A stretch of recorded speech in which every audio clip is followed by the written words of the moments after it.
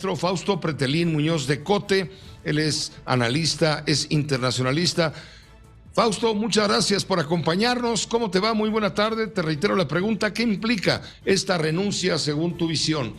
¿Qué tal, Pepe? Buenas noches o buenas tardes. Bueno, implica que el Reino Unido sigue en medio del laberinto llamado Brexit.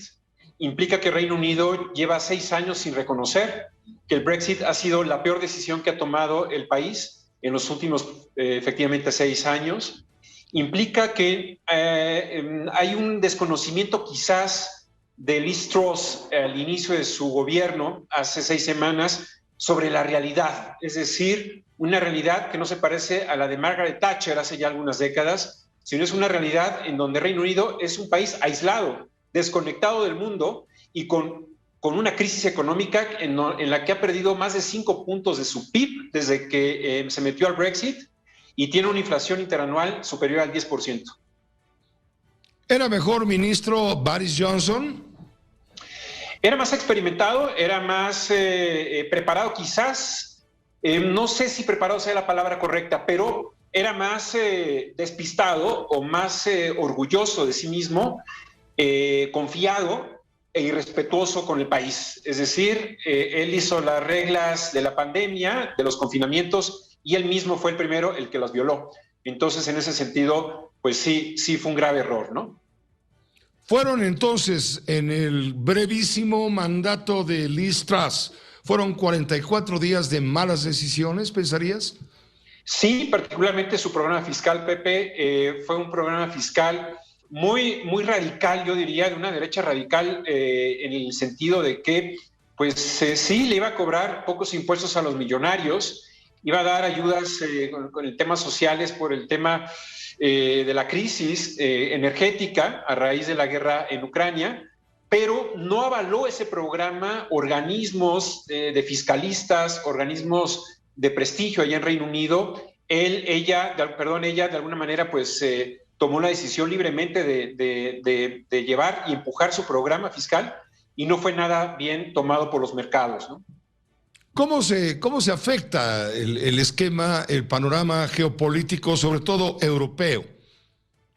Bueno, yo creo que la Unión Europea ahora se está lamiendo los bigotes porque si el Brexit comenzó a amenazar a los 27 miembros de la Unión Europea, en donde había países como Hungría, como Italia en su momento que tenían muchas dudas, la pandemia pudo haber fisurado más la Unión. Y creo que la guerra en Ucrania y ahora con Reino Unido, los europeos salen más unidos. La Unión Europea dice, no queremos parecernos a Reino Unido, que está aislado. Y yo creo que, Pepe, la lectura más importante es el populismo. El populismo en Reino Unido llegó, se asentó hace 6 años, prometió, mintió, prometió mucho dinero para el sector de la salud, en lugar de enviar ese dinero a Bruselas, que es la capital de la Unión Europea, pero en realidad no logró cubrir ese componente migratorio que ofendió mucho precisamente a los europeos sin papeles, en donde tuvieron que salir de Reino Unido y algunos también africanos.